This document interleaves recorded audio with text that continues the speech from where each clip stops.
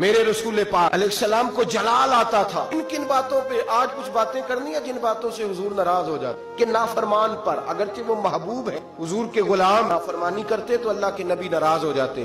مشکاۃ شریف میں حضرت عبداللہ بن عمر رضی اللہ تعالیٰ عنہ حدیث کے راوی باتیں صحابہ بیٹھ کے تقدیر پر بحث کر رہے تھے. طرح کے ان پڑھ بندے نے جس پھٹے پہ بیٹھتے ہیں دین میں بات کرتے ہیں, چوک پہ بیٹھتے ہیں اپنی اور 5-7 مسئلے سب نے یاد کیے, کہتے ہیں مولویوں کی پتہ, ان کو کیا خبر ہوئی, ان کو کیا پتا ہوتا ہے. مجھ سے سنو, سب سے بڑا مفتی تو میں ہوں, شیخ القرآن کی 2-4 ڈگریاں اس جیب میں اور شیخ الحدیث کی اس جیب میں ہے. کھلی بیچارے کو کیا پتا, وہ تو روٹی کھاتا رہا ہے 8 سال مدرسے, کو کیا خبر. اپنی مرضی کا مسئلہ, اپنی مرضی کا فتوا. لوگ علماء کے پاس بھی جب آتے ہیں تو رائے لینے نہیں آتے, رائے دینے آتے ہیں. 2-4 بندہ رائے دے جاتا ہے, کہتا ہے جناب اس طرح کہا کریں لوگ جب آپ کے پاس آتے ہیں, یہ لوگ ہمیں بتاتے ہیں یہ باتیں سنایا کریں, خالی بات نہ بیان کیا کریں. میرے بھائی سنیں, نبی کریم علیہ السلام تشریف لائے مسجد نبوی میں تو صحابہ تقدیر پر بحث کر رہے تھے. حضرت عبداللہ بن عمر رضی اللہ تعالیٰ عنہ فرماتے محبوب آئے, حضور نے سن لیا, میں نے حضور کے چہرے کو اس طرح سرخ دیکھا جیسے آگ کا انگارہ سرخ ہوتا ہے. جلال نبی کریم کے چہرے پر. حضور نے فرمایا کیا باتیں کر رہے ہو, کیا باتیں. بڑے بریلی کے امام کہنے لگے غضب سے ان کے خدا بچائے, غضب سے ان کے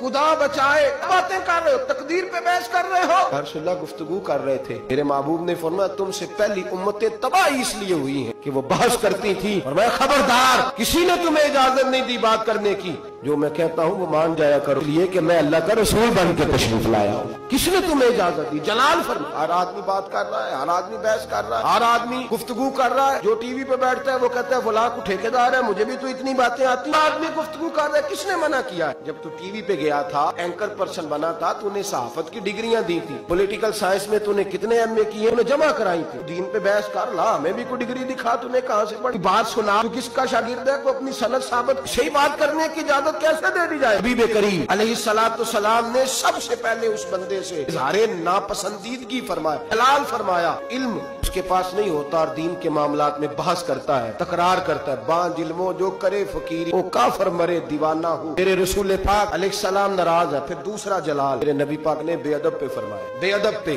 ابو داؤد, ابن ماجہ. یہ کریم علیہ السلام بازار میں نکلے, گلی میں نکلے, ایک آدمی کو دیکھا, اس نے خانہ کعبہ کی سمت منہ کر کے تھوکا. کعبے کی طرف نہیں, کعبے کی سیدھے پیر کیے ہوئے ہیں. کہتے ہیں قرآن تو بڑا پڑھ رہا ہے نا, چلو کعبے کو پیر کیے تو پھر کیا ہے جی. یہ کہیں کہاں لکھا ہوا ہے کہ کعبے کو پیر نہیں کرنے چاہیے, کس حدیث میں لکھا ہے؟ تو میں دکھاؤں کس حدیث میں لکھا ہے. محبوب پاک سید عالم صلی اللہ علیہ وسلم مدینے میں سیاح کی روایت کر عرض کر رہا ہوں, کان اور آنکھیں اور دل کھول کے رکھا کریں. یوں چلے آؤ نا برچھی تان کر, اپنا بیگانہ ذرا پہچان کر, اگر دنیا میں رہنا ہے تو کچھ پہچان پیدا کر. باسے خضر میں یہاں سینکڑوں راہزن بھی پھرتے ہیں.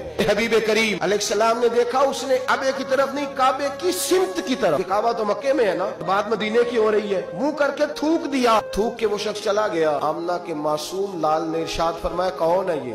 حضور فلاں مسجد کا امام ہے. حضور نے فرمایا آج کے بعد نماز نہ پڑھائے, آج کے بعد نماز نہ پڑھائے. نماز مصلی پہ کھڑا ہونے لگا تو صحابہ نے کہا بھائی پیچھے ہٹ جا, تو نہیں پڑھا سکتا. اس نے کہا وجہ, کہنے لگے جس محبوب نے کو اللہ نے نماز دی ہے اسی رسول نے تیری امامت سے منع فرما دیا ہے. نماز والے نبی نے منع کر, تو نہیں پڑھائے گا. کہا حضور کے دروازے پہ, رسول اللہ کیا ہوا؟ تو نے کعبے کی سمت منہ کر کے تھوکا ہے, تو نے بے ادبی کی ہے. یا رسول اللہ مجھے میرا خیال نہیں رہا. فرمایا جو ادب کا خیال نہ رکھے وہ امامت کے قابل نہیں ہوتا. معافی مل گئی اسے معافی, لیکن امامت کی اجازت. جو کعبے کی بے ادبی کرے وہ امامت کے قابل نہیں, تو جو مدینے والے رسول کی بے ادبی کرے, جو والدین مصطفیٰ کی بے ادبی کرے, صحابہ اور اہل بیت کی بے ادبی کرے, امامت کے قابل. دشمن احمد پہ شدت کیجئے, توحیدوں سے کیا مربت کیجئے, شرک ٹھہرے جس میں تعظیم حبیب, اس برے مذہب پہ لعنت کیجئے. اعلیٰ حضرت فرماتے ہیں ہمارا تو عقیدہ ہے بے ادب کے معاملے میں نبی پاک نے ناراضگی کا اظہار. حضور جنازہ پڑھانے گئے, پہلے چلے گئے. لوگ کہتے ہیں پتہ ہوتا تو جاتے کیوں. میں کہتا ہوں اگر جاتے نہ تو مسئلہ کیسے بتاتے. حضور پہنچ گئے, جنازہ گاہ تک پہنچے. ہندوستان میں ترمذی ہے, میت کے چہرے سے بھئی جو مر گیا